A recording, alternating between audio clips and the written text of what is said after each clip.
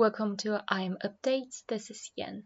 In this episode, we'll cover key international guideline updates, new FDA approvals, and real clinical changes in practice from May the 8th to May the 15th. Here's the overview. On May the 12th, British Association of Sexual Health and HIV published guidelines on the management of viral hepatitis. Key updates in the 2026 guideline include expanded recommendation on offering at least HPV screening once to all sexual health clinic attendees. Expanded opportunistic HPV vaccination for those with ongoing sexual risk includes novel vaccines, for example, hepatitis B with 2-dose schedule. Guidance for use of tenofovir containing pre- and post-exposure prophylaxis in people with chronic HBV, and updated HCV testing recommendations, including routine screening in GBMSM with risk factors present. On May the 13th, European Society of Gastrointestinal Endoscopy published the Guideline of Endoscopic Diagnosis and Management of Peptic Ulcer Bleeding, Update 2026. Key changes in endoscopic management include adherent clot should undergo endoscopic therapy with clot removal plus hemostasis if indicated. Suggested over-the-scope or OTS clips as monotherapy for first-line treatment of high-risk stigmata due to lower further bleeding risk. OTS may be used as alternative monotherapy for non-bleeding visible vessel. Hemostatic forceps with soft coagulation may be used as monotherapy for high-risk stigmata. Topical hemostatic agents should not be used as monotherapy for first-line treatment. They may be considered for persistent bleeding refractory to standard modalities. For persistent or refractory bleeding after failure of all endoscopic modalities, consider transcatheter angiographic embolization or TAE. Surgery if TAE unavailable or unsuccessful. New recommendations for post-endoscopy management include consider prophylactic TAE in selected high-risk cases. Anticoagulation should be resumed as soon as clinically indicated based on thromboembolic risk. Start oral nutrition within 24 hours after endoscopic hemostasis, if durable hemostasis achieved. On May the 13th, the WHO published the guidelines for the prevention of bloodstream infections and other infections associated with the use of intravascular catheters, Part 2, central venous catheters, 2026. Key recommendations include 16 good practice statements and 25 conditional recommendations.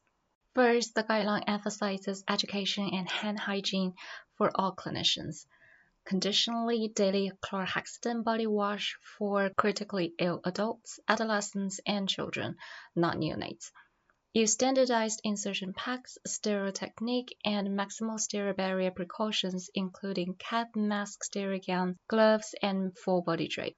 Prefer alcohol-based skin disinfection, specifically alcohol chlorhexidine, more than 1% over other antiseptics, except for neonates. Flush with sterile saline after product administration. Change after total parenteral nutrition or lipid products. Use normal saline, not heparinized saline, for lock-off flushing. Remove any CVC no longer essential. Do not routinely replace CVCs unless clinically indicated. Prefer subclavian or jugular over femoral veins. Subclavian is preferred over jugular if no contraindications. Conditionally, use of antiseptic-coated catheters, no preference for antibiotic-impregnated versus non-impregnated. For long-term lines, single lumen preferred over multi-lumen. Either Hickman or Portacath is acceptable. Do not use antimicrobial lock solutions for short-term catheters or IV prophylactic antibiotics at insertion. Use CVC care bundles and establish HAI surveillance with feedback. Move on to new FDA approvals. On May 13th, the FDA granted accelerated approval to Sonrotoclax, a BCL2 inhibitor for adults with relapsed or refractory mantle cell lymphoma, after at least 2 lines of systemic therapy, including a Bruton's tyrosine kinase inhibitor. Overall response rate was 52%, with a median time to response of 1.9 months. The median duration of response was 15.8 months after an estimated median follow-up of 11.9 months. The prescribing information includes warnings and precautions for tumor lysis syndrome, serious infections, and neutropenia.